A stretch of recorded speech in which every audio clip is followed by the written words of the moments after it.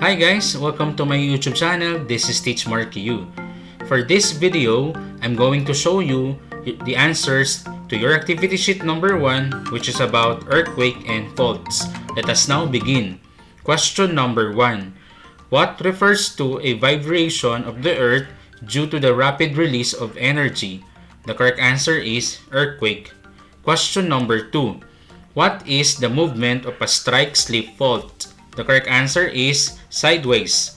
Question number 3. Which of the following statements best describes the picture below? The correct answer is the hanging wall has moved downward with respect to the footwall along the deep direction. Question number 4. Earthquakes happen along a fault line. Which of the following is not true about fault? The correct answer is it is where fault cyclone starts. Question number 5. Why do earthquakes occur frequently in Japan, Indonesia, and Philippines? The correct answer is they are found within the Pacific Ring of Fire. Question number 6. What is referred to as a fracture between two blocks of rocks? The correct answer is fault. Question number 7. What type of stress is shown in the picture below? The correct answer is tension.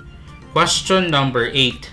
How do faults produce earthquakes? The correct answer is once friction is overcome, a fault slip produces earthquake. Question number 9.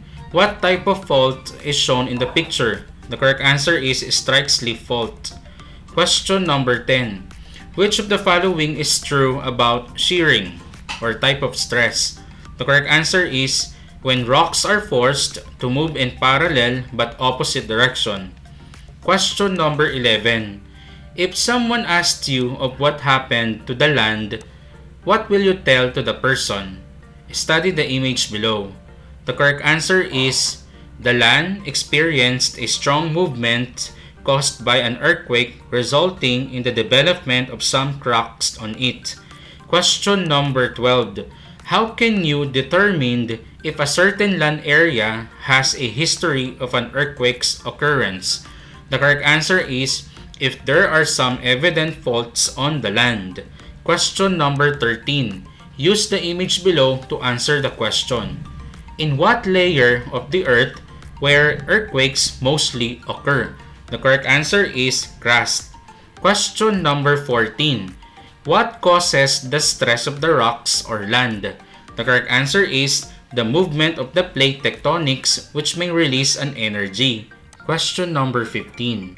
The angle of dip is less than 45 degree and its fault plane has a smaller dip angle as compared to reverse fault. Which among the images below is referred to by the first statement? The correct answer is letter C. Question number 16. The opposite block appears to have moved to your right. The same if you were to stand on the other block. What type of fault is this? Use the images below. The correct answer is letter B. Question number 17. Which among the types of faults shown below experiences shearing?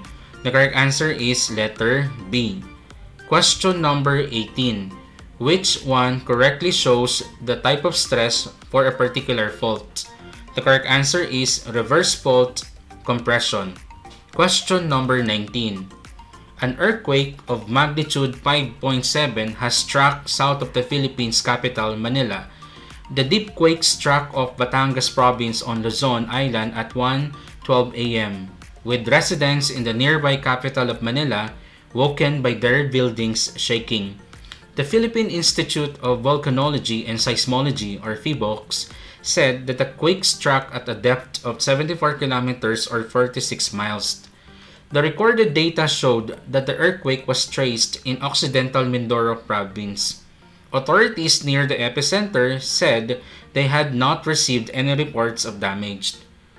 Where is the epicenter of the earthquake? The correct answer is Occidental Mindoro province. Question number 20.